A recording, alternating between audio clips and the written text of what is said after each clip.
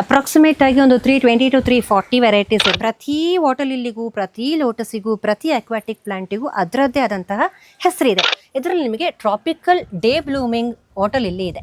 ಇದು ಒಂದು tropical variety. ಸಗಿಟೇರಿಯಾ ಸಬಿಲಾಟ ಅದೇ ರೀತಿ ಇಷ್ಟು ಚೆನ್ನಾಗಿ ಒಂಥರ ಆ ಕಡೆ ಗಾಳಿ ಬಂದ ತಕ್ಷಣ ಡ್ಯಾನ್ಸ್ ಮಾಡ್ತಾ ಇರುವಂತದ್ದಕ್ಕೆ ಹೆಸರು ಪ್ಯಾರೆಟ್ ಫೆದರ್ ಅಂತ. ನೋಡಿ, ನೀರಿನ ಮೇಲೆ ತೇಲ್ತಿರುವಂತದ್ದು ಇದು ಫ್ಲೋಟಿಂಗ್ ಪ್ಲಾಂಟ್ ಸಾಲ್ವೇನಿಯಾ. ನಾವು ಹೇಗೆ ಜಲಬ್ರಾಹ್ಮಿಯನ್ನ ತಗೊಂಡು ತಂಬಳಿ ಚಟ್ನಿ ಎಲ್ಲ ಮಾಡ್ತೀವೋ, ಇದು ಈ ಎಲೆಯನ್ನ ಕೂಡ ಅದೇ ರೀತಿ ಉಪಯೋಗ ಮಾಡಿ.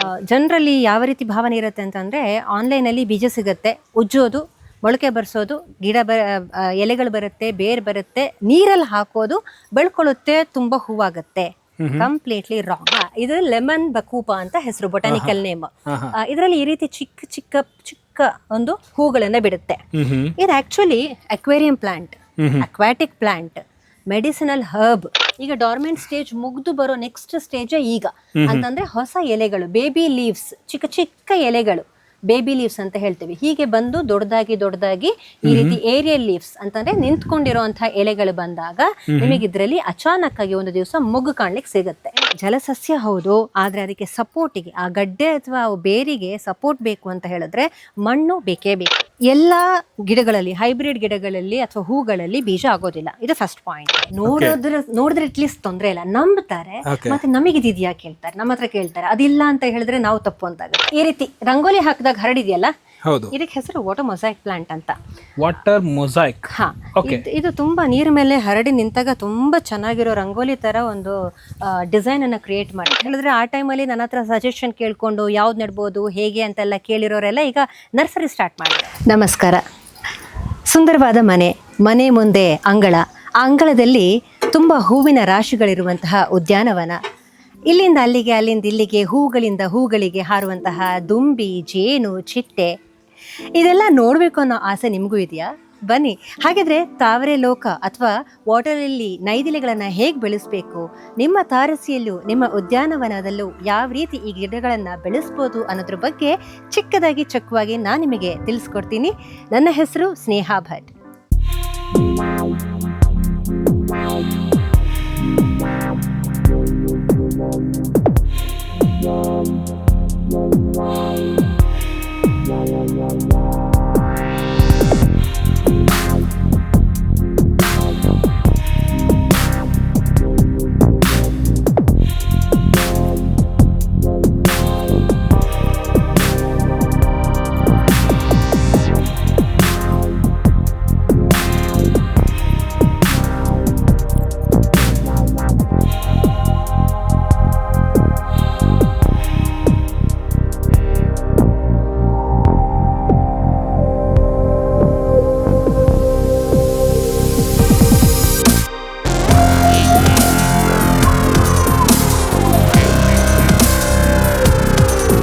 ವೀಕ್ಷಕರೇ ನಮಸ್ತೆ. ಇವತ್ತು ನಾವು ಕೋಟೆಕಾರು ಮಂಗಳೂರಿನಲ್ಲಿದ್ದೀವಿ.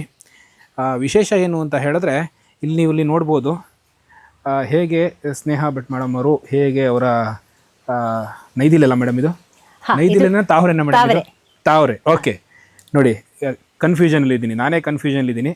ಆ ಕನ್ಫ್ಯೂಷನ್ನ ನಿಮಗೂ ನಿಮ್ಮ ಹತ್ರನೂ ಇರುತ್ತೆ. ಅದನ್ನು ನಾವು ತಿಳಿ ಹೇಳಿಸೋದು ಹೇಗೆ ಅನ್ನೋದಕ್ಕೆ ನೈದಿಲೆ ಮತ್ತು ತಾವರೆಗಳನ್ನು ತಮ್ಮ ಮನೆಯ ಮೇಲ್ಗಡೆ ಅತ್ಯದ್ಭುತವಾಗಿ ಇಲ್ಲಿ ಬೆಳೆಸಿದಂತಹ ಸ್ನೇಹಾ ಭಟ್ ಅವರ ಕೋಟೆಕಾರ್ ಮನೆಗೆ ಬಂದಿದ್ದೀವಿ.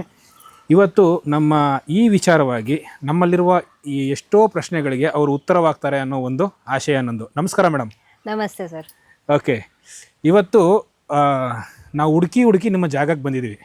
ಏನು ಅಂತ ಹೇಳಿದ್ರೆ, ನನಗೊಂದು ಕನ್ಫ್ಯೂಷನ್ ಇದೆ ಈ ತಾವರೆ ಮತ್ತು ನೈದಿಲೆ ಬಗ್ಗೆ.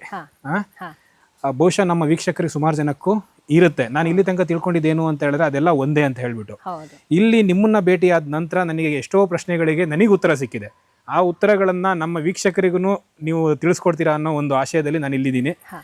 ಸೊ ಈಗ ನೀವು ಹೇಳಿದ್ರಿ ಇದು ತಾವರೆ ಈ ರೌಂಡ್ ಸರ್ಕ್ಯುಲರ್ ಆಗಿ ಈ ರೀತಿ ಇರುತ್ತಲ್ಲ. ಈಗ ನೋಡಿ, ನಾನು ನೀರ್ ಹಾಕಿದ್ರೆ ಎಲೆಗಳ ಮೇಲೆ ನಿಲ್ಲಲ್ಲ. ಓಕೆ, ಇದು ತಾವರೆ. ತಾವರೆ ಎಲೆ. ನಾವ್ ಈ ಪಿಕ್ಚರ್ ಗಳಲ್ಲೆಲ್ಲ ನೋಡಿರ್ತೀವಲ್ಲ, ದೇವಿಗೆ ಹಾರ ಹಾಕ್ತಾರಲ್ಲ, ಪಿಂಕ್ ಕಲರ್ದು, ವೈಟ್ ಕಲರ್ದೆಲ್ಲ, ಅದು ಇದೇ ತರ ಇರೋದು, ದಳಗಳಿರುವಂತದ್ದು, ಕಮಲದ ಮೊಗದೋಳೆ ಅಂತೆಲ್ಲ ನಾವು ಹಾಡ್ ಕೇಳಿರ್ತೀವಲ್ಲ, ಅದು ಈ ರೀತಿಯಾದಂತಹ ತಾವರೆಗಳು. ಅದೇ ರೀತಿ ನಿಮಗೆ ಎಲೆಗಳು ಬೇರೆ ರೀತಿಯಲ್ಲಿ ವಿಭಿನ್ನವಾಗಿರುವಂತಹದ್ದು ವಾಟರ್ ಲಿಲ್ಲಿ. ಓಕೆ, ಇದನ್ನ ನಾವು ನೈದಿಲೆ. ನೈದಿಲೆ ಕೋಮಳೆ ಅಂತ ಹೇಳ್ತೀವಿ ನಾವು. ಇದು ವಾಟರ್ ಲಿಲ್ಲಿಗೆ ಎಕ್ಸಾಂಪಲ್. ಇದು ಕೋಮಳೆ ಅಂದ್ರೆ ಕೋಮಲೆ. ಕೋಮಳೆ ಅಥವಾ ಕೋಮಲೆ. ಇದು ಡೇ ಬ್ಲೂಮರ್ ಅಂತ ಇನ್ ಶಾರ್ಟ್ ಆಗಿ ಹೇಳೋದಿದ್ರೆ, ಇಂಗ್ಲಿಷ್ ಅಲ್ಲಿ ಹೇಳೋದಿದ್ರೆ ಡೇ ಬ್ಲೂಮರ್ ವಾಟರ್ ಲಿಲ್ಲೀಸ್. ನೈದಿಲೆ ಅಂದ್ರೆ ಸಾಮಾನ್ಯವಾಗಿ ರಾತ್ರಿ ಅರಳುವಂತದ್ದು. ಅಂದ್ರೆ ನೈದಿಲೆಯಲ್ಲೂ ಕೂಡ ಎರಡಿವೆ. ಒಂದು ದಿನದ ಟೈಮ್ ನಲ್ಲಿ ಅರಳುವಂತದ್ದು, ಇನ್ನೊಂದು ರಾತ್ರಿ ಟೈಮ್ ನಲ್ಲಿ ಅರಳುವಂತದ್ದು. ರಾತ್ರಿ ಅರಳುವಂತದಕ್ಕೆ ನಾವು ನೈದಿಲೆ ಅಂತೀವಿ. ಬೆಳಗ್ಗೆ ಅಂದ್ರೆ ದಿನದ ಟೈಮ್ ನಲ್ಲಿ ಅರಳುವಂತದಕ್ಕೆ ನಾವು ಕೋಮಲೆ ಅಂತ ಕರಿತೀವಿ. ಅತ್ಯದ್ಭುತ, ಈ ವಿಚಾರಗಳ ನಿನಗೆ ಗೊತ್ತಿಲ್ಲ ಮೇಡಮ್, ಪ್ಲೀಸ್. ಸೊ ನಾನು ಇದೆಲ್ಲ ಈಗ ನಿಮಗೆ ವಾಟರ್ ಇಲ್ಲಿ ಡೇ ಬ್ಲೂಮರ್ಸ್ ಎಕ್ಸಾಂಪಲ್ಸ್. ತುಂಬಾ ಅಂದ್ರೆ ಟ್ರಾಪಿಕಲ್ ವೆರೈಟಿ. ಪುನಃ ನಿಮಗೆ ಡೇ ಬ್ಲೂಮರ್ ಅಲ್ಲಿ ಅಥವಾ ಲೋಟಸ್ ಅಲ್ಲಿ ನಿಮಗೆ 2 ವೆರೈಟಿ ಇರುತ್ತೆ. ಒಂದು ಟ್ರಾಪಿಕಲ್ ವೆರೈಟಿ, ಇನ್ನೊಂದು ಹಾರ್ಡಿ ವೆರೈಟಿ. ಇದು ಹಾರ್ಡಿ ವೆರೈಟಿ. ನಾನು ನಿಮಗೆ ಇನ್ನೊಂದು ಇದರಲ್ಲಿ ಪಾಟಲ್ ತೋರಿಸ್ತೀನಿ. ಹಾರ್ಡಿ ವೆರೈಟಿ ಅಂತಂದ್ರೆ ಅದ್ರ ಎಲೆಗಳು ನೋಡಿ ಈ ರೀತಿ ದಪ್ಪ ಇರುತ್ತೆ, ಒಂಥರ ಹಾರ್ಟ್ ಶೇಪ್ ಅಲ್ಲಿ ಇರುತ್ತೆ. ನೋಡಿ ಇಲ್ಲಿದು ಒಂಥರ ಹಾರ್ಟ್ ಶೇಪ್ ಅಲ್ಲಿ ಇದೆಯಲ್ಲ, ಮತ್ತೆ ಎಲೆಗಳು ದಪ್ಪ ಇರುತ್ತೆ. ಹೌದು. ಸೊ ಇದು ಹಾರ್ಡಿ ವೆರೈಟಿ. ಇದು ಕಲರ್ ಕೂಡ ಸ್ವಲ್ಪ ಚೇಂಜ್ ಇದೆ. ಇದು ಬೇರೆ ವೆರೈಟಿ. ಅದೇ ರೀತಿ ಗ್ರೀನ್ ಕಲರ್ದು ಇದೆ, ನಿಮಗೆ ಪ್ಯಾಚಸ್ ಇರುವಂತದ್ದು ಇದೆ. ಬೇರೆ ಬೇರೆ ಬಣ್ಣಗಳಲ್ಲಿ ಇರುತ್ತೆ. ಇದು ಒಂದು ವೆರೈಟಿ. ಇದು ಹಾರ್ಡಿ ವೆರೈಟಿ. ಇದು ಸಾಮಾನ್ಯವಾಗಿ ನಮ್ಮ ಕರಾವಳಿ ಭಾಗದಲ್ಲಿ ತುಂಬಾ ಹೂಗಳಾಗೋದಿಲ್ಲ. ಈಗ ಚಳಿ ಇರೋ ಜಾಗದಲ್ಲಿ ನಿಮಗೆ ಆಗಾಗ ಹೂಗಳಾಗುತ್ತೆ. ನಾನು ಅದಕ್ಕೆ ಇದನ್ನ ಹಾರ್ಡ್ಲಿ ದೇ ಬ್ಲೂಮ್ ಅಂತ ಹೇಳ್ತೀನಿ. ಲೇಜಿ ಬ್ಲೂಮರ್ಸ್. ಅದು ಲೇಜಿ ಬ್ಲೂಮರ್ಸ್ ನಾನು ಕೊಟ್ಟಿರೋ ಹೆಸರು ಅದಕ್ಕೆ. ಸೋಂಬೇರಿಗಳು. ಯಾಕೆಂತಂದ್ರೆ ಹೂ ಆಗೋದೇ ಇಲ್ಲ. ಎಷ್ಟೋ ವರ್ಷ ಆದ್ರೂ ಕೆಲವುದು ಹೂ ಆಗದೆ ಸುಮ್ಮನೆ ಬೆಳ್ಕೊಂಡು ಹೋಗೋದು ಕೂಡ ಇದೆ. ಆಯ್ತಾ? ಎಷ್ಟು ವೆರೈಟಿಯ ಒಂದು ಹೂಗಳು ನಿಮ್ಮಲ್ಲಿವೆ? ಈ ಒಂದು ಹವ್ಯಾಸ ಹೇಗೆ? ಆಕ್ಚುಲಿ ಸದ್ಯ ನಾನು ಲೆಕ್ಕ ಹಾಕಲಿಲ್ಲ, ಬಟ್ ಅಪ್ರಾಕ್ಸಿಮೇಟ್ ಆಗಿ ಒಂದು 320 to 340 ವೆರೈಟೀಸ್ ಇರ್ಬೋದು. ಅದರಲ್ಲಿ ಜಲಸಸ್ಯಗಳಿರ್ಬೋದು, ವಾಟರ್ ಲಿಲ್ಲೀಸ್, ಲೋಟಸ್, ಇದೆಲ್ಲ ಸೇರಿಸಿ ಅಷ್ಟು ವೆರೈಟೀಸ್ ಇದೆ. ಚಿಕ್ಕ ಚಿಕ್ಕ ಗಿಡಗಳೆಲ್ಲ ಸೇರಿಸಿ 320 ರಿಂದ 340 ಟೈಪ್ಸ್ ಆಫ್ ತಾರಸಿಯಲ್ಲಿ. ಈ ಒಂದು ಆಸಕ್ತಿ ಬೆಳೆದಿದೆ ಹೇಗೆ ನಿಮಗೆ? ಈಗ ನಾವು ತಾರಸಿಯಲ್ಲಿ ನಮ್ಮ ಮನೆ ಸುತ್ತಮುತ್ತ ಬೇರೆ ತರಕಾರಿ ಗಿಡಗಳನ್ನ, ಸೊಪ್ಪಿನ ಗಿಡಗಳನ್ನ, ಬೇರೆ ಹೂವಿನ ಗಿಡಗಳನ್ನೆಲ್ಲ ನೆಡ್ತಾ ಇದ್ವಿ. ಯಾವುದೋ ಒಂದ್ಸಲ ಹೇಗೆ ಗೊತ್ತಿಲ್ಲ ನನಗೂ ಕೂಡ, ಒಂದು ಅಚಾನಕ್ ಆಗಿ ಬೇರೆ ಗಿಡಗಳ ಜೊತೆ ತಾವರೆ ಹೂ ಕೂಡ ನೋಡಬೇಕು, ಆ ಗಿಡಗಳನ್ನ ಬೆಳೆಸೋಣ ಅಂತ ಒಂದು ಆಸೆ ಆಯಿತು. ಇದಕ್ಕೋಸ್ಕರ ನಾವು ಆಚೆ ಈಚೆ ಎಲ್ಲ ಹೋಗುವಾಗ, ಊರ ಹತ್ರ ಎಲ್ಲ ಹೋಗುವಾಗ ಗದ್ದೆಗಳಲ್ಲಿ ಇರುವ ಗೆಡ್ಡೆಗಳನ್ನು ತಗೊಂಡು ಬಂದು, ಗಿಡಗಳನ್ನು ತಗೊಂಡು ಬಂದು ನೆಡ್ಲಿಕ್ಕೆಲ್ಲ ಶುರು ಮಾಡಿದ್ವಿ. ಮತ್ತು ಬೀಜಗಳು ಸಿಗ್ತಿತ್ತು. ಬೀಜಗಳನ್ನು ತಗೊಂಡ್ಬಂದು ಉಜ್ಜಿ ನೆಟ್ಟು, ಅದು ನನ್ಕಿಂತ ಎತ್ತರ ಬೆಳೆಯುವಷ್ಟು ತನಕ, ಅಷ್ಟು ವರ್ಷಗಳ ತನಕ ವೇಟ್ ಮಾಡಿ ಹೂ ಸಿಗದೆ ಡಿಸಪಾಯಿಂಟ್ಮೆಂಟ್ ಆಯಿತು. ಕೊನೆಗೆ ಹೇಗಾದರೂ ಮಾಡಿ ಒಂದು ತಾವರೆ ಹೂ ಬರಲೇಬೇಕು ಅನ್ನೋ ಒಂದು ಹಠದಿಂದ ಇರೋ ಗಿಡಗಳನ್ನೆಲ್ಲ ತಂದು ನೆಟ್ಟು, ಕೊನೆಗೂ ನನಗೆ ಒಂದು ತಾವರೆ ಹೂ ಸಿಗ್ಲಿಕ್ಕೆ ಸಾಧ್ಯ ಆಯಿತು.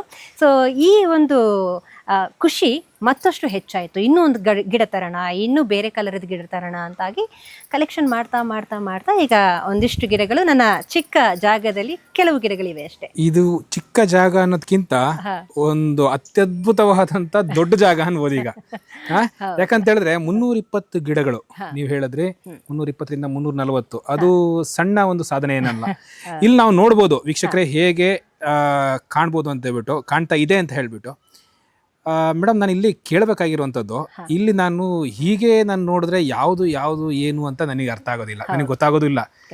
ನೀವೇ ನನಗೆ ಸಣ್ಣದಾಗಿ ಎಕ್ಸ್ಪ್ಲೈನ್ ಮಾಡ್ಬೋದಾ? ಇದರಲ್ಲಿ ಯಾವ ತರದ್ದು ಈಗ ಹೇಗೆ? ಹೌದು, ಉದಾಹರಣೆಗಳು ಬೇಕಿದ್ರೆ ಈ ಒಂದು ಟಬ್ ಅನ್ನೇ ನಾವು ತಗೊಳ್ಳೋಣ. ಇದೇ ಒಂದು ಸೆಟಪ್ ಅಂತ ತಗೊಳ್ಳೋಣ. ಇದರಲ್ಲಿ ನಿಮಗೆ tropical day blooming water lily ಇದೆ. ಇದು ಒಂದು ಟ್ರಾಪಿಕಲ್ ವೆರೈಟಿ. ಆಯ್ತಾ? ಇದು ಇನ್ನೊಂದು ಹೂ ಬಿಟ್ಟಿರೋದಿದೆಯಲ್ಲ, ಇದಕ್ಕೆ ಹೆಸರು ಸಗಿಟೇರಿಯಾ ಸಬ್ಯುಲಾಟಾ. ಆಯ್ತಾ? Botanical name. ಇದು ಆಕ್ಚುಲಿ ಅಕ್ವೇರಿಯಂ ಪ್ಲಾಂಟ್. ನಿಮ್ಮ ಅಕ್ವೇರಿಯಂ ಏನಾದ್ರು ನೀವು ಮೇಂಟೈನ್ ಮಾಡ್ತಿದ್ದೀರಿ ಅಂತಂದ್ರೆ ನೀರಿನ ಅಡಿಯಲ್ಲಿರುತ್ತೆ. ನೀರಿನ ಅಡಿಯಲ್ಲಿದ್ದಾಗ ಈ ರೀತಿ ಹೂ ಬಿಡೋದಿಲ್ಲ.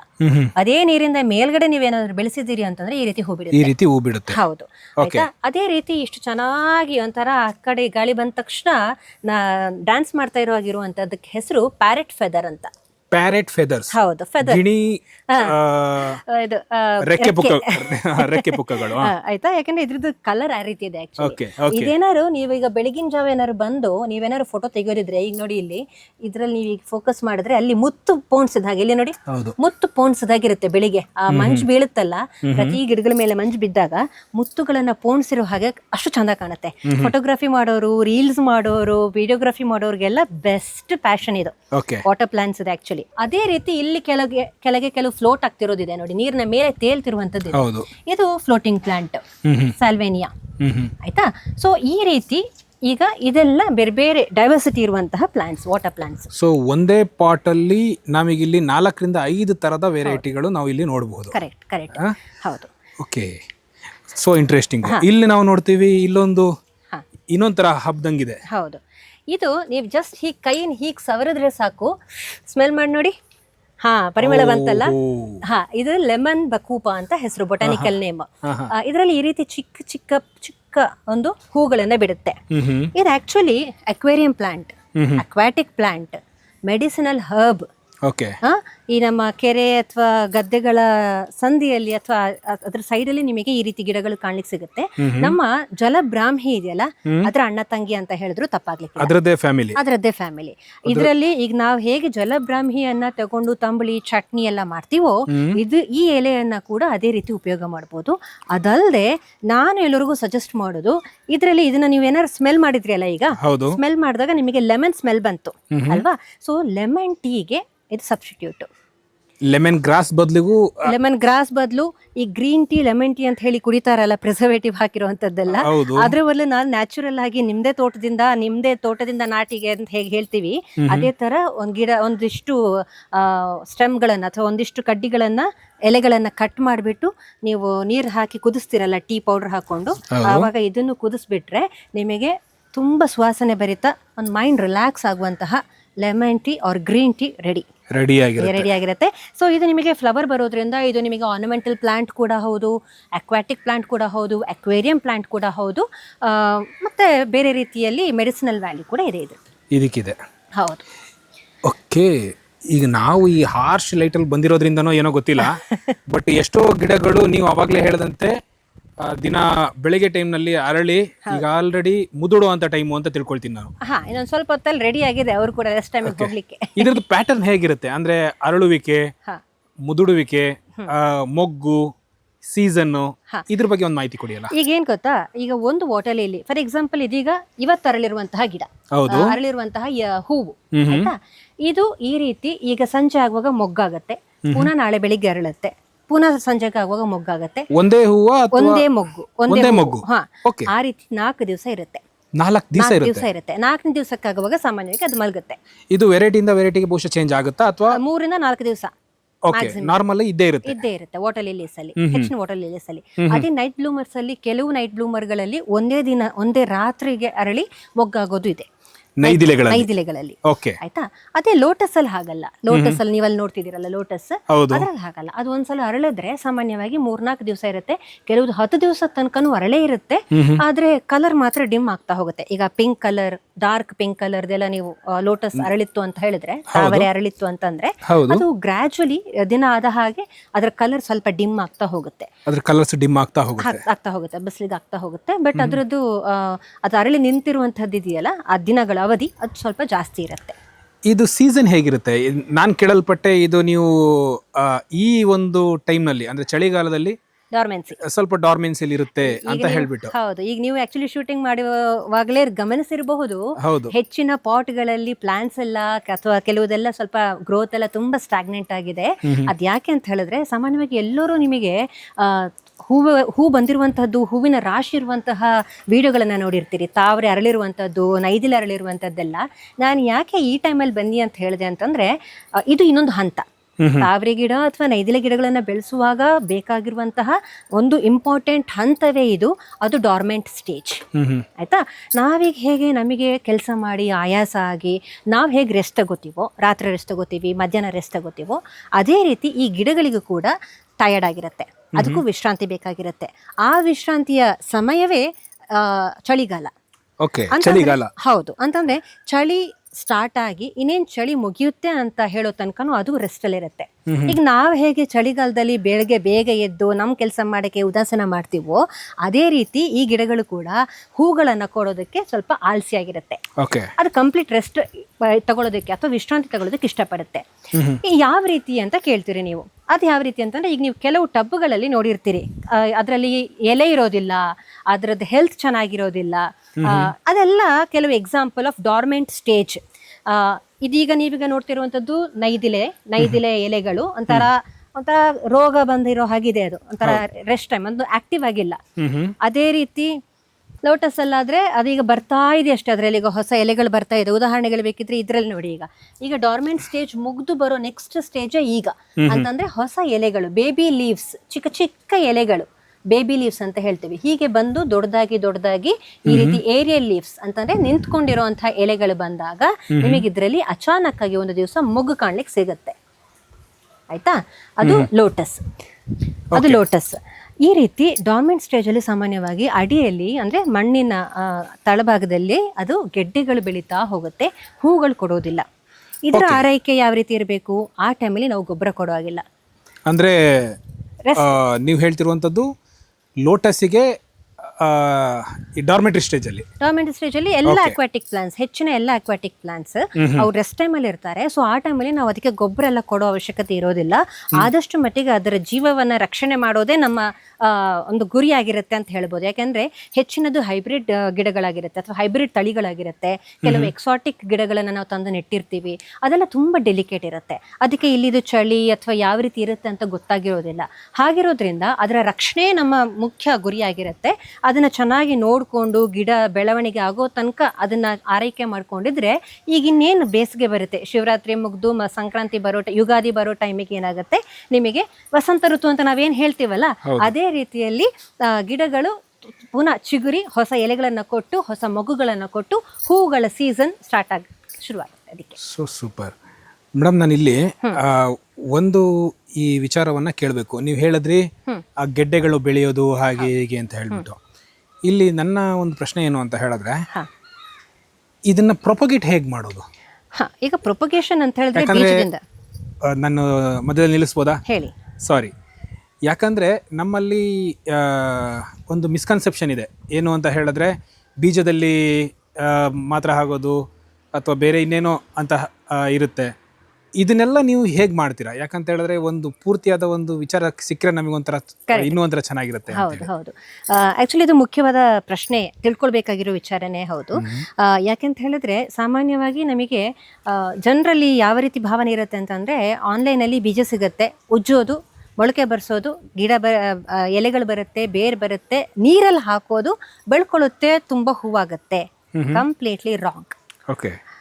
ಎಲ್ಲ ಗಿಡಗಳಲ್ಲಿ, ಹೈಬ್ರಿಡ್ ಗಿಡಗಳಲ್ಲಿ ಅಥವಾ ಹೂಗಳಲ್ಲಿ ಬೀಜ ಆಗೋದಿಲ್ಲ. ಇದು ಫಸ್ಟ್ ಪಾಯಿಂಟ್. ಎಲ್ಲ ಹೂಗಳಲ್ಲಿ, ಎಸ್ಪೆಷಲಿ ಲೋಟಸ್, ತಾವರೆ ಹೂಗಳಲ್ಲಿ ನಿಮಗೆ ಬೀಜಗಳಾಗೋದಿಲ್ಲ. ಯಾಕೆಂದ್ರೆ ನಾವು ತಂದು ನೆಟ್ಟಿರುವಂತದ್ದು ಹೈಬ್ರಿಡ್ ಗಿಡಗಳು.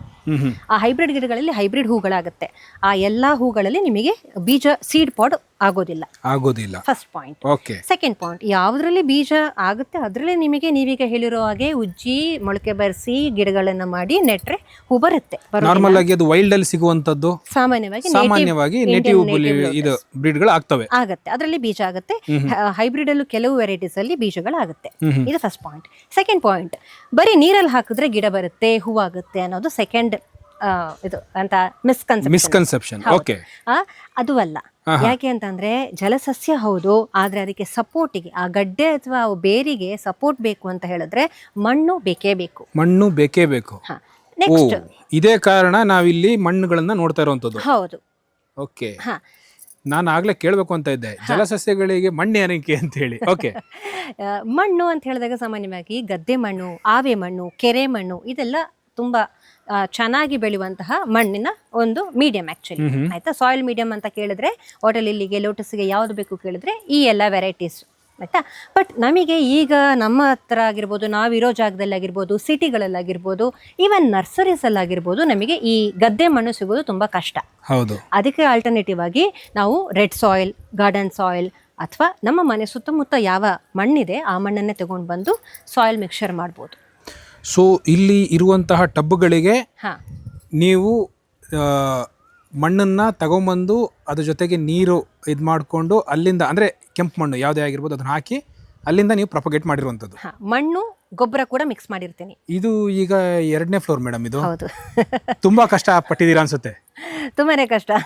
ತುಂಬಾನೇ ಕಷ್ಟಪಟ್ಟಿದ್ದೀರಾ. ಹೌದು, ಒಂದೊಂದು ಈ ಕಷ್ಟಗಳನ್ನ ಓಹ್ ರಿಯಲಿ ಈ ಹೂಗಳು ಹೇಳಬೇಕು.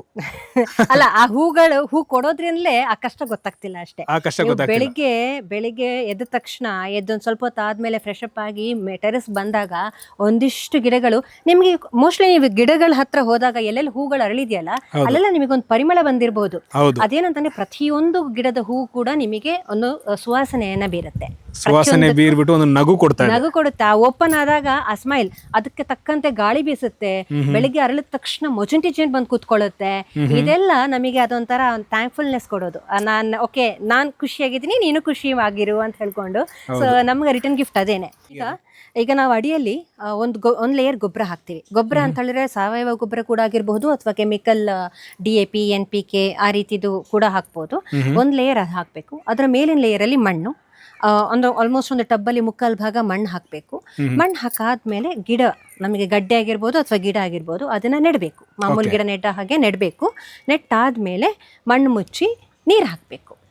ನೀರು ಹಾಕಿ ಆ ಎಲೆಗಳೆಲ್ಲ ಇತ್ತು ಅಂತಂದ್ರೆ ಗಿಡದಲ್ಲಿ ಎಲೆಗಳನ್ನ ಹರಡಬೇಕು.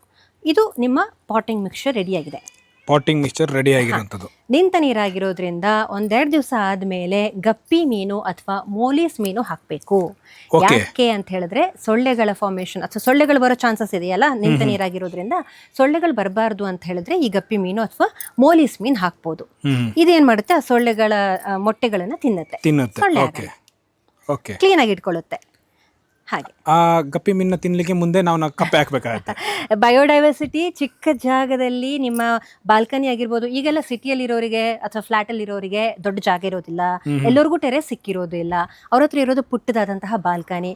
ಈಗ ಈ ಪರಿಸ್ಥಿತಿಯಲ್ಲಿ ನಾವು ಹೇಗೆ ಗಿಡ ನೆಡೋಣ, ನಾವು ಯಾವ ರೀತಿ ಈ ರೀತಿಯಾದಂತಹ ತಾವರೆ ನೆಡ್ಲಿಕ್ಕೆ ಸಾಧ್ಯ ಅಂತ ಕ್ವಶನ್ ಯಾರಿಗಾರು ಬಂದಿತ್ತು ಅಂತ ಹೇಳಿದ್ರೆ ಅವ್ರಿಗೆ ಸೊಲ್ಯೂಷನ್ನು ನಿಮ್ಮ ಬಾಲ್ಕನಿಗಳಲ್ಲಿ ಎಲ್ಲಿ ಮ್ಯಾಕ್ಸಿಮಮ್ ಬಿಸಿಲು ಬರುತ್ತೆ ಅಲ್ಲಿ ಈ ಟಬ್ಗಳನ್ನು ಇಡಬೇಡಿ.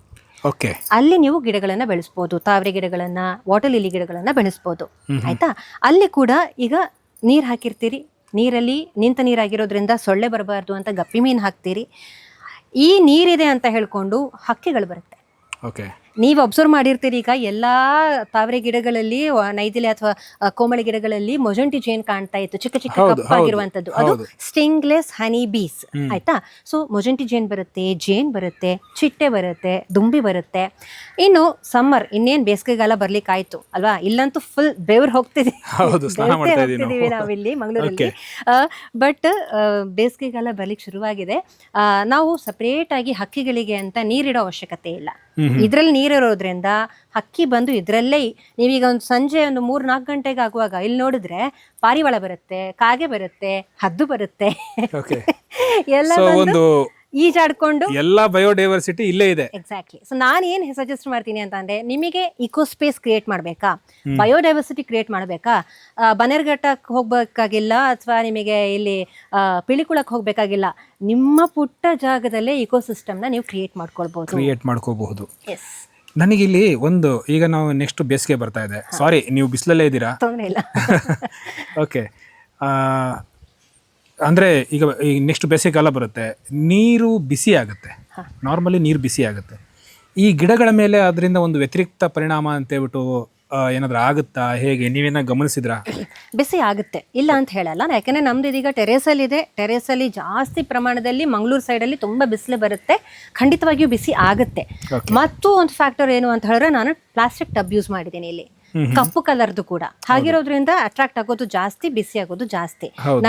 ನನಗೆ ಇಕೋ ಫ್ರೆಂಡ್ಲಿ ಟಬ್ಗಳನ್ನ ನಮ್ಮ ಮಣ್ಣಿಂದಾಗಿರಬಹುದು, ಸಿಮೆಂಟಿಂದಾಗಿರಬಹುದು ಅಥವಾ ಬೇರೆ ಯಾವುದೋ ಬಯೋಡಿಗ್ರೇಡೇಬಲ್ ಪಾಟ್ಗಳನ್ನ ಹಾಕ್ಲಿಕ್ಕೆ ಯಾಕೆ ಅವಕಾಶ ಇಲ್ಲ ಅಂತ ಹೇಳಿದ್ರೆ, 2nd ಫ್ಲೋರ್ ಆಗಿರೋದ್ರಿಂದ, ಟೆರೇಸ್ ಆಗಿರೋದ್ರಿಂದ ಪಾಟ್ಗಳೇ ಭಾರ ಇರುತ್ತೆ.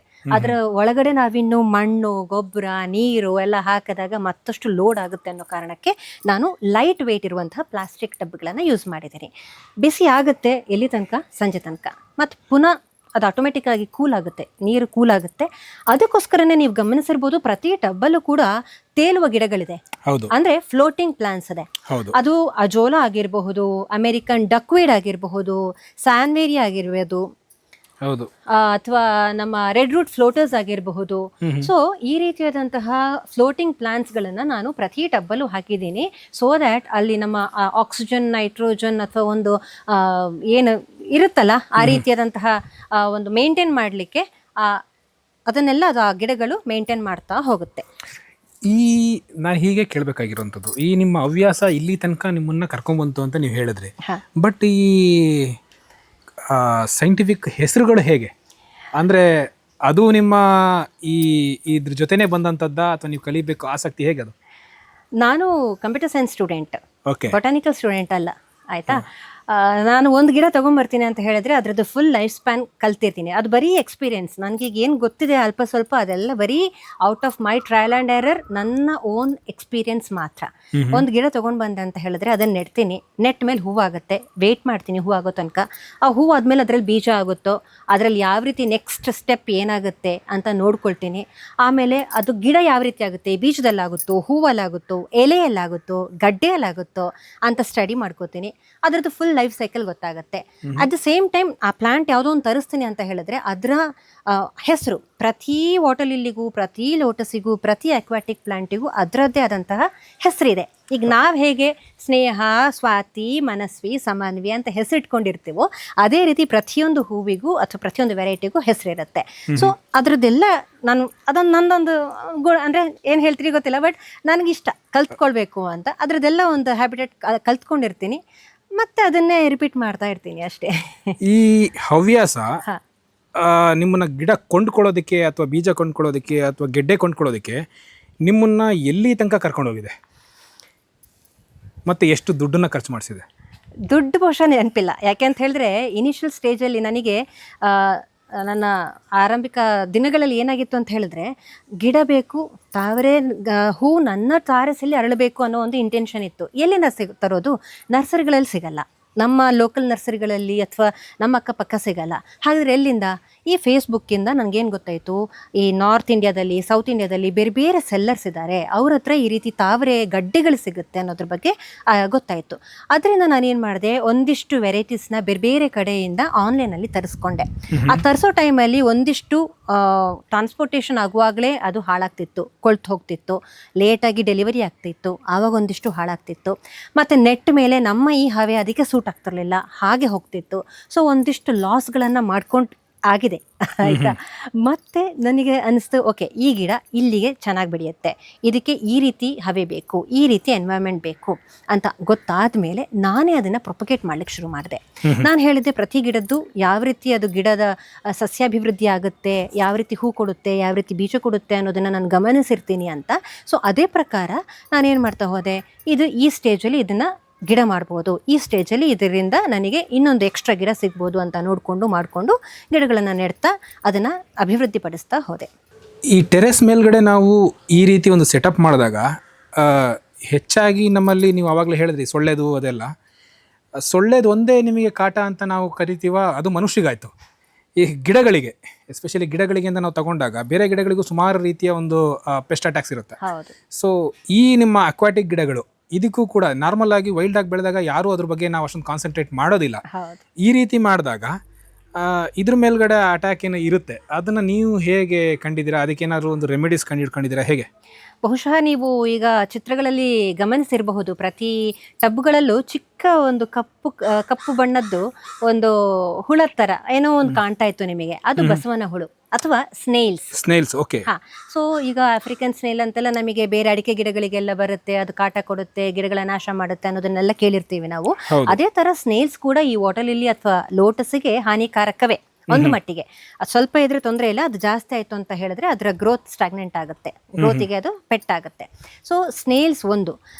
ಈಗ ನಾವು ಹೇಗೆ ಬೆಂಡೆ ಗಿಡದಲ್ಲಿ ಅಥವಾ ಇದು ನಮ್ಮ ದಾಸವಾಳ ಗಿಡದಲ್ಲಿ, ಟೊಮೆಟೊ ಗಿಡದಲ್ಲಿ ಮಿಲಿಬಗ್ಸ್ ಅಥವಾ ಅಫಿಡ್ಸ್ನ ಕಾಣ್ತೀವಿ, ಅದೇ ಟೈಪು ನಮ್ಮ ವಾಟರ್ ಲಿಲ್ಲಿ ಅಥವಾ ಲೋಟಸ್ ಗಿಡದಲ್ಲಿ ಹೂವಲ್ಲಿ ಕೂಡ ನಿಮಗೆ ಅಫಿಡ್ಸ್ ಮಿಲಿ ಬಗ್ಸ್ ಇದು ಕಾಟ ಇದ್ದೇ ಇದೆ. ಕಪ್ಪು ಹೇನು ಅಂತ ಹೇಳ್ತೀವಲ್ಲ, ಅದ್ರದ್ದು ಕಾಟ ಇದ್ದೇ ಇರುತ್ತೆ.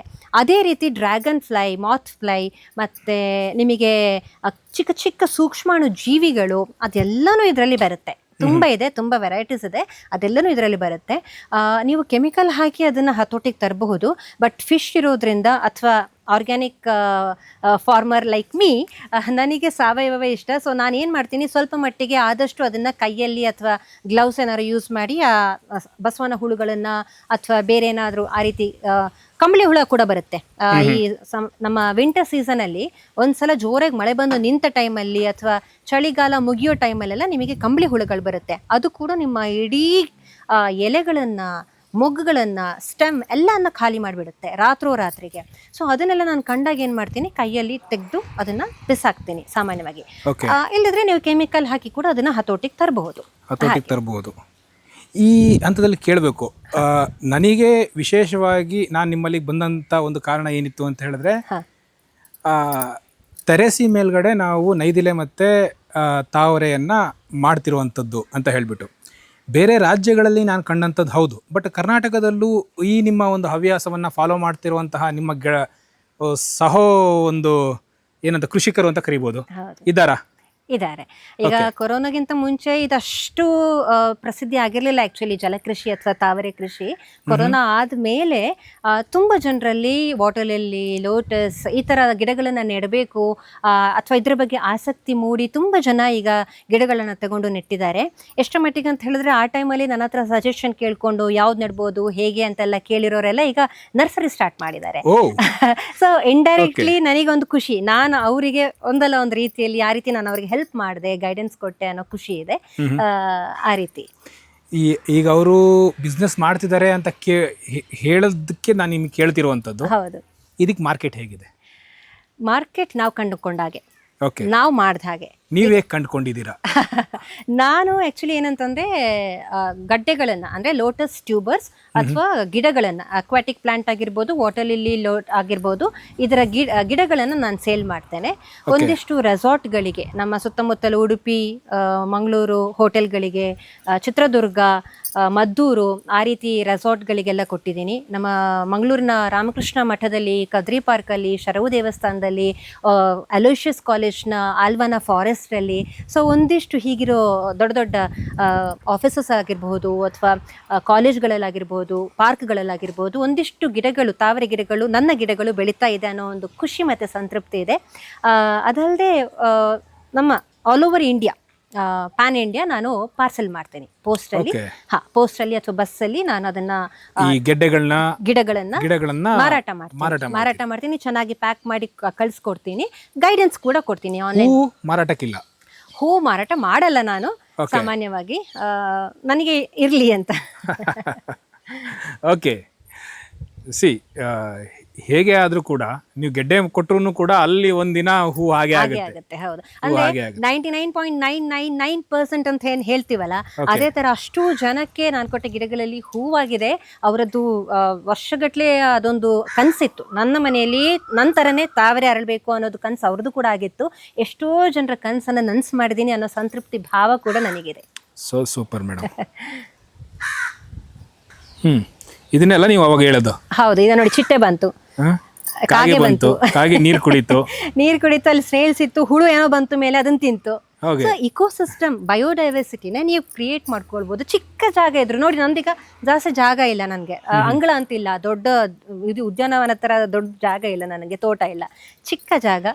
ಈಗ ನೀವು ಅಲ್ಲಿ ನೋಡಿದ್ರೆ ಒಂದಿಷ್ಟು ನಾನು ಅಕ್ವಾಟಿಕ್ ಪ್ಲಾಂಟ್ಸ್, ಫ್ಲವರಿಂಗ್ ಪ್ಲಾಂಟ್ಸ್ ಹಾಕಿದ್ದೀನಿ. ಅದು ಈ ಬಾಲ್ಕನಿ, ನಿಮಗೀಗ ಫ್ಲಾಟಲ್ಲಿ ಇದ್ದೀರಿ, ಸಿಟಿಯಲ್ಲಿ ಇದ್ದೀರಿ, ಫ್ಲಾಟಲ್ಲಿ ಇದ್ದೀರಿ ಅಂತ ಹೇಳಿದ್ರೆ ಬಾಲ್ಕನಿ ಇರುತ್ತೆ, ಅಲ್ಲಿ ಕೂಡ ಗಿಡಗಳನ್ನ ಚಿಕ್ಕ ಪಾಟಲ್ಲಿ ನೆಟ್ಟು ಬೆಳೆಸ್ಬೋದು.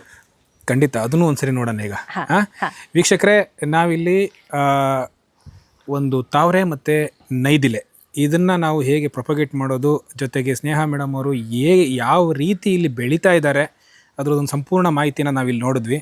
ಈಗ ನಾವು ಅವ್ರೀಗ ಈ ಮೇಲ್ಗಡೆ ಬರಬೇಕಾದ್ರೆ ಅವ್ರು ಎಷ್ಟು ಕಷ್ಟಪಟ್ಟಿದ್ದಾರೆ ಅಂತ ಹೇಳ್ಬಿಟ್ಟು ಅದು ಅವ್ರಿಗೆ ಗೊತ್ತು, ಮಣ್ಣೆಲ್ಲ ಹೊತ್ತಾಕೋದಕ್ಕೆ. ಸೊ ನಾವೀಗ ಹೋಗಬೇಕಾದ್ರೆ ಎಷ್ಟು ಚೆನ್ನಾಗಿ ಕಾಣುತ್ತೆ ಅವ್ರು ಮಣ್ಣು ಹೊತ್ತಾಕಿದ್ದಕ್ಕೆ ಅನ್ನೋದನ್ನ ತೋರಿಸ್ತೀನಿ ಬನ್ನಿ. ಫ್ಯಾಮಿಲಿ ಸಪೋರ್ಟ್ ಇದೆ. ಗಂಡ, ಮನೆಯಲ್ಲಿರೋರೆಲ್ಲರೂ, ಮನೆ ಮೆಂಬರ್ಸ್ ಎಲ್ಲರೂ ನನಗೆ ತುಂಬ ಹೆಲ್ಪ್ ಮಾಡ್ತಾರೆ. ಇಲ್ದಿರೆ ನನಗೆ ಇಷ್ಟು ಬೆಳೆಸ್ಲಿಕ್ಕೆ ಸಾಧ್ಯ ಇಲ್ಲ. ಅದು ಟೆರೇಸನ್ನು ಹಾಳು ಮಾಡ್ತಿದ್ಯಾ, ಹಾಳು ಮಾಡಬೇಡ, ನೀಟಾಗಿಡಬೇಕು ಅನ್ನೋ ಗಂಡ ಅಥವಾ ಮನೆಯವರು ಇರೋ ಜಾಗದಲ್ಲಿ ತೊಂದರೆ ಇಲ್ಲ, ನಿನ್ನ ಆಸಕ್ತಿ ಇದಾಗಿದ್ರೆ ಇದನ್ನು ಚೆನ್ನಾಗಿ ನೀಟಾಗಿ ಮೇಂಟೈನ್ ಮಾಡಿ ಬೆಳೆಸ್ಕೊಂಡು ಹೋಗು ಅಂತ ಹೇಳೋ ಸಪೋರ್ಟಿವ್ ಫ್ಯಾಮಿಲಿ ಮೆಂಬರ್ಸ್ ನಂಗೆ ಸಿಕ್ಕಿದ್ದಾರೆ. ಅದರಿಂದ ಇದು ಸಾಧ್ಯ ಆಯಿತು. ಮಕ್ಕಳು ನೀರು ಹಾಕ್ತಾರೆ ಅಥವಾ ಲೋಟಸ್ ಬಂದಾಗ, ಅಮ್ಮ ನೋಡಲ್ಲಿ ಲೋಟಸ್, ನಿನ್ನ ಲೋಟಸ್ ಅಂತ ಹೇಳಿ ಒಂದು ಸೆಲ್ಫಿ ತೆಗಿಯೋಣ, ಒಂದು ಫೋಟೋ ತೆಗಿಯೋಣ ಅಂತ ಹೇಳ್ಕೊಂಡು ಅದನ್ನ ಮುದ್ದಾಡಿ ಅದ್ರ ಸ್ಮೆಲ್ ಎಲ್ಲ ಅಂದ್ರೆ ಮೂಸ್ಕೊಂಡು ಫೋಟೋ ಎಲ್ಲ ತೆಗೀತಾರೆ. ಸೊ ಅದು ಖುಷಿ. ಇದಲ್ಲದೆ ಇನ್ನೂ ಏನು ಅಂತಂದ್ರೆ ಮತ್ತೊಂದು ಖುಷಿ ವಿಚಾರ ಏನು ಅಂತ ಹೇಳಿದ್ರೆ, ಈ ರಿಸರ್ಚ್ ಸ್ಟೂಡೆಂಟ್ ಇದಾರಲ್ಲ, ಬಯೋಟೆಕ್ ಆಗಿರ್ಬೋದು, ಬಯೋಸೈನ್ಸ್ನವ್ರಾಗಿರ್ಬಹುದು, ಮತ್ತೆ ಈ ಪ್ಲಾಂಟ್ ರಿಲೇಟೆಡ್ ಝುವಾಲಜಿ ಸ್ಟೂಡೆಂಟ್ಸ್ ಆಗಿರ್ಬೋದು, ರಿಸರ್ಚ್ ಮಾಡೋರು ಎಸ್ಪೆಷಲಿ, ಅವರು ನನ್ನ ಹತ್ರ ಕನ್ಸಲ್ಟೇಷನಿಗೆ ಬಂದಿದ್ರು, ಗೈಡೆನ್ಸಿಗೆ ಬಂದಿದ್ರು.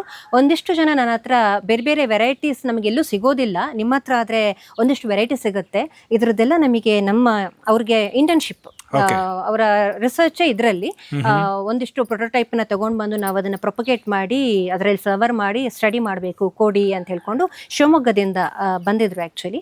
ಸೊ ಮತ್ತು even Bangalore UHS, Bangalore university ಇದೆಯಲ್ಲ, ತೋಟಗಾರಿಕಾ ಇಲಾಖೆ, ಅಲ್ಲಿ ಸ್ಟೂಡೆಂಟ್ಸ್ ಕೂಡ ನನ್ನ ಹತ್ರ ಗೈಡೆನ್ಸ್ಗೆ ಅಂತ ಬಂದಿದ್ರು. ಸೊ ಒಂದು ಖುಷಿ ವಿಷಯ, being computer science graduate, double graduate, ನಾವು ಅವರಿಗೆ ಅದನ್ನ ಬಗ್ಗೆ ಹೇಳೋದು ಖುಷಿ ಆಯಿತು ನನಗಷ್ಟೇ. ಹವ್ಯಾಸ ಪ್ರವೃತ್ತಿ ಹೋಗ್ಬಿಟ್ಟು ನೀವು ವೃತ್ತಿಯ ರೀತಿಯಲ್ಲಿ ಒಂದು ಅದ್ರ ಬಗ್ಗೆ ತಿಳಿಸ್ಕೊಡೋದು ಇನ್ನೂ ಒಂಥರ ಖುಷಿ ಕೊಡುತ್ತೆ. ಈ ಹಂತದಲ್ಲಿ ವೀಕ್ಷಕರೇ, ನಾನು ಆಗಲೇ ಮೇಡಮ್ ಅವರು ಕೂಡ ಹೇಳಿದಂತೆ, ಇದು ಎಲ್ಲ ಹೂಗಳನ್ನು ನಿಮಗೆ ತೋರಿಸುವಂಥ ಸಮಯ ಅಲ್ಲ.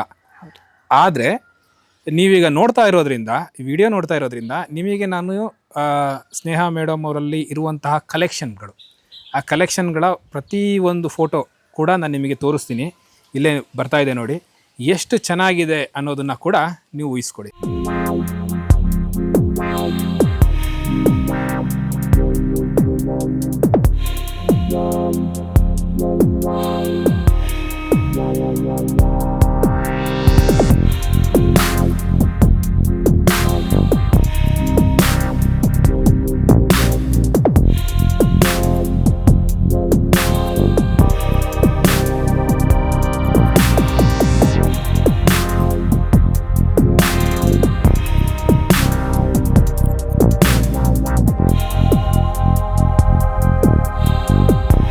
ಈ ರೀತಿ ರಂಗೋಲಿ ಹಾಕಿದಾಗ ಹರಡಿದೆಯಲ್ಲ, ಹೌದು, ಇದಕ್ಕೆ ಹೆಸರು ವಾಟರ್ ಮೊಸೈಕ್ ಪ್ಲಾಂಟ್ ಅಂತ.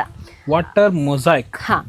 ಇದು ತುಂಬಾ ನೀರ್ ಮೇಲೆ ಹರಡಿ ನಿಂತಾಗ ತುಂಬಾ ಚೆನ್ನಾಗಿರೋ ರಂಗೋಲಿ ತರ ಒಂದು ಡಿಸೈನ್ ಅನ್ನ ಕ್ರಿಯೇಟ್ ಮಾಡುತ್ತೆ.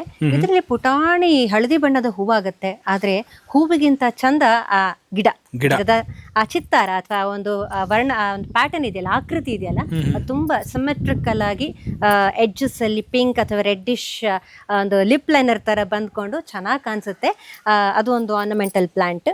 ಅದೇ ರೀತಿ ವೀಕ್ಷಕರೇ, ಅಕ್ವಾಟಿಕ್ ಪ್ಲಾಂಟ್ಗಳಿಂದ, ನೀರು ಸಂಬಂಧಿತ ಪ್ಲಾಂಟ್ಗಳಿಂದ ನಾವೀಗ, ಇದು ಕೂಡ ನೀರಿದೆ ಅಲ್ವಾ? ಇದು ನೀರೇ. ಓಕೆ, ಇದು ಅಕ್ವಾಟಿಕ್ ಪ್ಲಾಂಟ್, ಫ್ಲವರಿಂಗ್ ಪ್ಲಾಂಟ್ಸ್. ಇದೆಲ್ಲ ಫ್ಲವರಿಂಗ್ ಪ್ಲಾಂಟ್ಸ್. ಇದಕ್ಕೆ ಹೆಸರು ಲಿಮ್ನೋಕ್ಲಾರಿಸ್ ಫ್ಲಾವಾ ಅಂತ.